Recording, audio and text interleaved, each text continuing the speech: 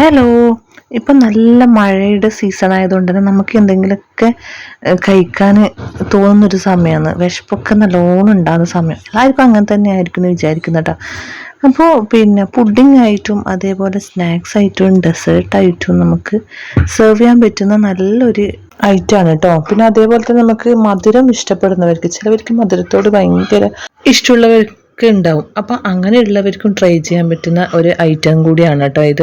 അപ്പോൾ ഇതിൻ്റെ full video എൻ്റെ ചാനലിലുണ്ട്, കയറി ഒന്ന് ചെക്ക് ചെയ്ത് നോക്കിയാൽ മതി. ലിങ്ക് ഞാൻ ഡിസ്ക്രിപ്ഷനിൽ കൊടുക്കാം കേട്ടോ. പിന്നെ ഇത് ഉണ്ടാക്കുന്നത് എന്ന് പറഞ്ഞാൽ ഒട്ടും എണ്ണയൊന്നും ഇല്ലാത്തതുകൊണ്ട് തന്നെ എല്ലാവർക്കും ഇഷ്ടപ്പെടുകയും ചെയ്യും.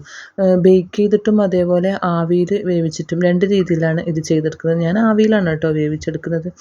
അപ്പോൾ കുട്ടികളൊക്കെ സ്കൂളിൽ നിന്ന് വരുന്ന സമയത്തുണ്ടല്ലോ, അവർക്ക് ചായൻ്റെ കൂടെയോ, അത് ചില കുട്ടികൾ ചായ കുടിക്കില്ല, അപ്പോൾ ജ്യൂസിൻ്റെ കൂടെയൊക്കെ അല്ലെങ്കിൽ ഒരു കോഫിയും കൂടെ ഉണ്ടെങ്കിൽ അസ്സലാവും. അപ്പോൾ ഇത്രയേ ഉള്ളൂ. Thank you.